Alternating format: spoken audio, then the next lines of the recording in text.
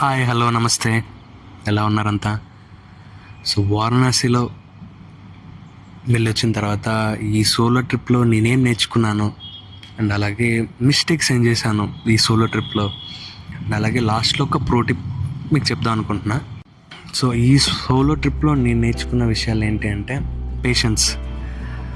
So నా family వల్ల, నా పేరెంట్స్ వల్ల కొంచెం నాకు పేషెన్స్ ఎక్కువే ఉంది అనుకుంటున్నా. సో ఎందుకంటే అన్నీ సడన్గా జరిగాయి. సో సడన్ డెసిషన్స్ తీసుకున్నా. సో కొన్నిసార్లు మనం ప్లాన్ చేయకుండా కొన్ని జర్నీస్ అనేవి అవుతుంటాయి. సో మన మంచికి అనుకోవాలి. సో ఈ జర్నీ అయితే మాత్రం నన్ను చాలా మార్చింది. మెంటల్గా, ఫిజికల్గా కొంచెం హెల్త్ ప్రాబ్లం అయితే వచ్చింది. సో అది కామన్, ఎందుకంటే ఒక ప్లేస్ నుంచి ఇంకో ప్లేస్కి వెళ్ళినప్పుడు ఈ క్లైమేట్ వల్ల చేంజెస్ అనేవి జరుగుతాయి. సో దానివల్ల కోల్డ్, కఫ్ అండ్ అలాగే ఇన్ప్రాపర్ డైజెషన్, సో ఇలాంటివన్నీ అది కామన్. సో ఈ ఏజ్లో కాబట్టి అవన్నీ రిజాల్వ్ చేసుకోవచ్చు మళ్ళీ. సో థింగ్స్ నేనేం నేర్చుకున్నా అంటే కొత్తగా ఇలా కెమెరా పట్టుకొని ఇక్కడ పడితే అక్కడికి వెళ్ళి నాకు ఏది నచ్చితే అది మాట్లాడగలుగుతున్నా. సో ఇంతకుముందు ఆ ధైర్యం నాకు ఉండేది కాదు. ఎవరైనా ఏమనుకుంటారు, చుట్టుపక్కల ఇట్లా చూస్తే ఏమనుకుంటారు, సో ఇట్లాంటి చిన్న చిన్న భయాలు ఉండేవి. సో అవన్నీ పోయాయి. వెళ్ళడమే రైల్వే స్టేషన్లో ఒక 3-4 ఒక 3 or 4 మెంబర్స్కి అడిగా నేను ఫోటో తీసుకోవడానికి. సో ఒకళ్ళు హెల్ప్ చేశారు. సో ఫస్ట్ నేను పోస్ట్ పెట్టిన దాంట్లో లాస్ట్ ఫోటో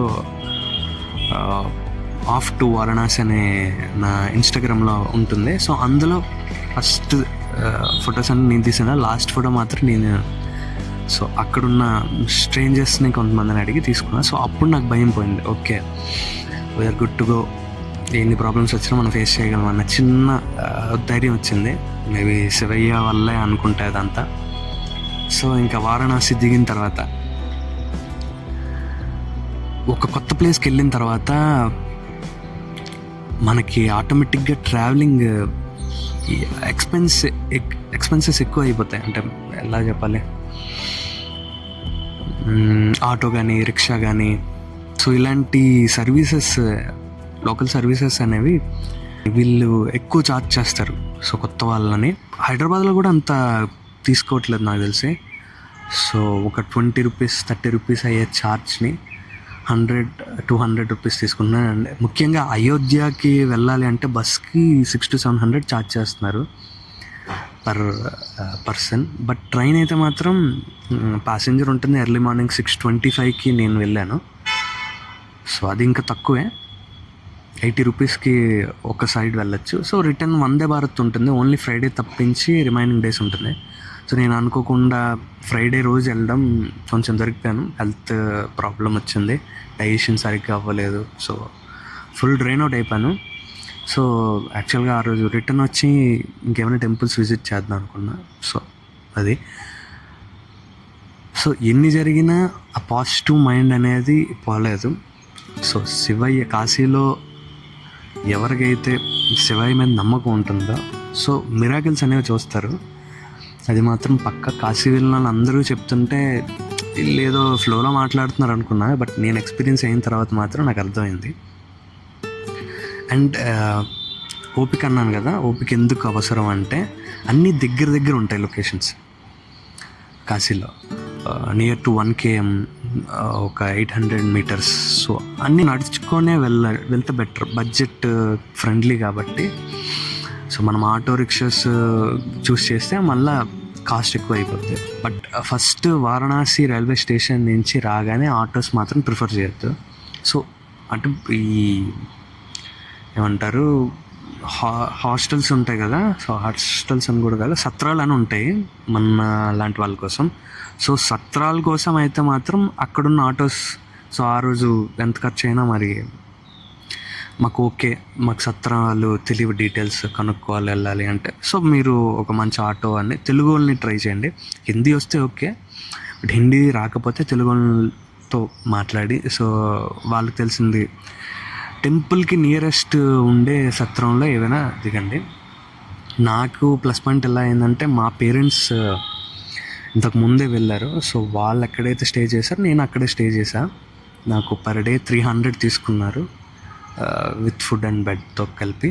సో రీజనబుల్ అనిపించింది. సో 3 పూట్ల బయటకు వెళ్ళినా 300 అయిపోద్ది. సో బయట మళ్ళీ ఏదో ఒకటి తినేవాడిని. సో అది నా ఎక్స్పీరియన్స్. అండ్ మిస్టేక్స్ నేను ఏం చేశా అంటే అది ఇమీడియట్ డెసిషన్ ఒకటి. సో నాకు వేరే ఛాన్స్ లేదు. సో 1 వీక్ టైం దొరికింది. సో 1 వీక్లో నేను తిరగాలి. సో నాకు తెలిసి వెళ్ళేటప్పుడే కాశీలో వరదలు ఎక్కువ ఉన్నాయి, బట్ నాకు దొరికిన టైం ఇదే. సో అదొక మిస్టేక్. ఇంకొకటి ప్రీ బుకింగ్ ముందే నేను రిటర్న్ టికెట్ బుక్ చేసుకోలేదు. సో దానివల్ల ఏమైందంటే అప్పుడు తీసుకున్నా కానీ వెయిటింగ్ లిస్ట్ తక్కువే ఉన్నా థర్డ్ ఏసీ అనేది బుక్ అవ్వలేదు. మ్యాక్స్ కాశీ రిటర్న్ వచ్చేటప్పుడు థర్డ్ ఏసీ తీసుకోవడమే బెటర్. ఎందుకంటే జనరల్ అసలు ఎక్కలేము, స్లీపర్ కూడా జనరల్లానే ఉంటుంది. సో అనుకోకుండా నేను థర్డ్ ఏసీ తీసా, బట్ అది క్యాన్సిల్ అవ్వలేదు, కన్ఫర్మ్ అవ్వలేదు. So end of the day మనకి స్లీప్ లేకపోతే ప్రాబ్లం. అండ్ నెక్స్ట్ అదే పాయింట్, నేను చేసిన మిస్టేక్ ఏంటి అంటే, సో ఈరోజు తీసిన కంటెంట్ మొత్తం ఎడిట్ చేసి నెక్స్ట్ డే పోస్ట్ వేసేవాడిని. సో దానివల్ల నాకేమైందంటే మినిమం 6 hours స్లీప్ అయినా ఉండాలంటారు కదా, నేను 4 to 5 hours, ఒక్కొక్కసారి 3 hours పడుకునేవాడిని. సో దానివల్ల నాకు బాగా వెయిట్ చేసింది. సో స్టమక్ పెయిన్ రావడం, ఫుడ్ సరిగ్గా తీసుకోలేకపోవడం, సో జలుబు రావడం. సో దీనివల్ల నేను ఎక్కువ ప్లేసెస్ తిరగలేకపోయాను. సో అక్కడ దగ్గర ఉన్న ప్లేసెస్ రీవిజిట్ చేయడం అండ్ అలాగే అక్కడ ఉన్న లొకేషన్స్ కవర్ చేయలేకపోవడం. సో ఇట్లా మిస్టేక్స్ జరిగాయి. సో ఆల్మోస్ట్ 5 days ఉన్నా, బట్ ఒక 2 days హెవీ వర్షం, అదే రెయిన్స్ ఎక్కువ పడడం వల్ల ఎక్కువ తిరగడం అవ్వలేదు. అండ్ అలాగే ఇంకా మిగతా రోజులు నాకు ఎక్కువ ఒంట్లో బాగోకపోవడం వల్ల, ఎనర్జీ ఎక్కువ లేకపోవడం వల్ల తిరగలేకపోయాను. So energy important. ఓకే, మీరు ఎంత బాగా రెస్ట్ తీసుకుంటే అంత బాగా తిరగగలరు. సో సెకండ్ మిస్టేక్ అది. ఇంకా థర్డ్ మిస్టేక్ వచ్చేసి ప్లానింగ్, రీసెర్చ్ లేదు. ఒక లొకేషన్కి వెళ్దాము అంటే ఆ లొకేషన్లో మనం ఏమైనా చూడ్డానికి ఉందా లేకపోతే వేస్ట్ ఆఫ్ మనీ అనేది నేను తెలుసుకోలేకపోయాను నేను. సో మీరు ఒక ఏరియాకి అంటున్నారు, ఈరోజు ఏ ఏరియాకి వెళ్ళాలి అనేది. మ్యాక్స్ నేను కాశీలో చాలామందికి అడిగా. So same experience. ఒకటి అనుకొని వస్తారు, ఒక ప్లేస్కి వెళ్దాం అనుకుంటారు, బట్ అక్కడికి వెళ్ళలేకపోతారు. సో అది నేను ఒక్కడనే అనుకున్నా. సో నేను అక్కడ ఒక 2 అమ్మాయిలు, హైదరాబాద్ అమ్మాయిలే ఉన్నారు. సో వాళ్ళు కూడా వచ్చారు. నా బ్లాగ్ సిరీస్ చూసిన వాళ్ళకి అర్థమవుతుంది. సో వాళ్ళు కూడా సేమ్ ఇదే అన్నారు, ఏదో అనుకుని వచ్చాం బట్ మేము తిరగలేకపోతున్నాం ఈ వర్షం వల్ల మరి ఏంటని. సో అదొకటి. సో అవి మిస్టేక్స్. సో అంటే ప్రాపర్ ప్లానింగ్ అనేది మనం ఒక్కలమే ఒక ఏరియాకి వెళ్ళినప్పుడు ఉండాలి అనేది. ఒకవేళ ఇంకా నేను ఎక్కువ స్ట్రేంజర్స్తో మాట్లాడకపోవడం వల్ల కూడా వచ్చిన ప్రాబ్లమే అది. అలా అని ఎవరితో పడితే వాళ్ళతో మాట్లాడలేం. సో లాంగ్వేజ్ బ్యారియర్ ఉంటుంది. సో నాకు మా ఫ్యామిలీ వల్ల, మా ఫాదర్ వల్ల అండ్ అలాగే నేను ఆఫీస్లో వర్క్ చేయడం వల్ల కొంచెం తోడా హిందీ ఆతే. చాలామంది తెలుగు వచ్చిన కావాలనే హిందీ మాట్లాడతారు. సో మనకి హిందీ తోడా ఆతేనా. సో దానివల్ల ఒక ఆటో డ్రైవర్ అలానే పరిచయం అయ్యాడు. అతను ఒక లొకేషన్ అలానే అనుకుని వెళ్ళా. బయట నుంచి అది చాలా బాగుంది చూడడానికి, కానీ లోపల పెద్దగా ఎక్స్ప్లోర్ చేయడానికి ఏం లేదు. ఆ రోజు విపరీతమైన వర్షం. సో ఆ రోజు మరి ఇంకేం చూడలేకపోయాను. సో ఆ లొకేషన్కి వెళ్ళి వచ్చేసరికి నైట్ 10 అయిపోయింది.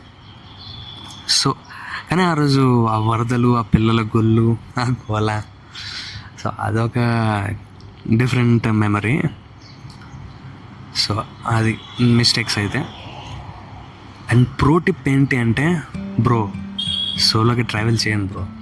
ఇంకే అన్నాలని ఒక్కనే ఏం వెళ్తాను అని మాట్లాడతారు. అమ్మాయిలు వెళ్ళి వచ్చేస్తున్నారు, అబ్బాయిలు మనం వెళ్ళిపోతే ఎలా. సో 5,000 ఉంటే ఈ పబ్బులకి, ఈ షికార్లకి కాకుండా కొంచెం నేచర్ని ఎక్స్ప్లోర్ చేయడానికి ట్రై చేయండి. డివోషనల్గా అయినా పర్లేదు, ఒక బండి రెంట్ తీసుకోండి, ఒక లాంగ్ డ్రైవ్ వేయండి.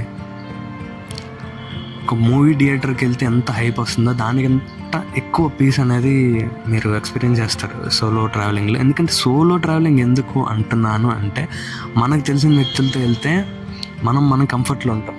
సో సోలో ట్రావెలింగ్ ఎందుకంటే మీ కంఫర్ట్ జోన్ నుంచి బయటికి రావడానికే. సో మీకంటూ ఒక క్లారిటీ వస్తుంది, మీ మైనస్లు ఏంటి తెలిస్తే, మీరు ఎంత వీక్గా ఉన్నారో మేము తెలుస్తుంది. సో దాన్ని బట్టి మీరు స్ట్రాంగ్ అవ్వగలరు, ఏ విషయాల్లో స్ట్రాంగ్ అవ్వచ్చు. సో ఓహో సమాజం ఎలా ఉంది, మనం ఎలా ఉంటే అవ్వదు. సో ఇట్లాంటి చాలా విషయాలు మీకు మీరు అర్థం చేసుకుంటారు. సో ఇవాళ రేపు అమ్మాయిలే తిరిగి వచ్చేస్తున్నారు. సో అబ్బాయిలు మనం వేరే తోడు కోసం ఆలోచించడం అనేది నా దృష్టిలో కొంచెం బుల్సెట్ అనిపిస్తుంది. సో నేను అలానే ఉండేవాడిని. సో సడన్గా డెసిషన్ తీసుకోవడం, సోలోగా ట్రావెల్ చేయడం, ఇప్పుడు మళ్ళీ ఇంకెక్కడికైనా వెళ్ళాలనిపిస్తుంది. బట్ ఆఫీస్లో లీవ్స్ ఇవ్వరు, నా దగ్గర డబ్బులు లేవు. సో మళ్ళీ సెకండ్ సోలో ట్రిప్ అనేది మళ్ళీ ప్లాన్ చేస్తే ఏదో ఒక 1 వీక్ హాలిడే దొరికితే. సో అప్పటి వరకు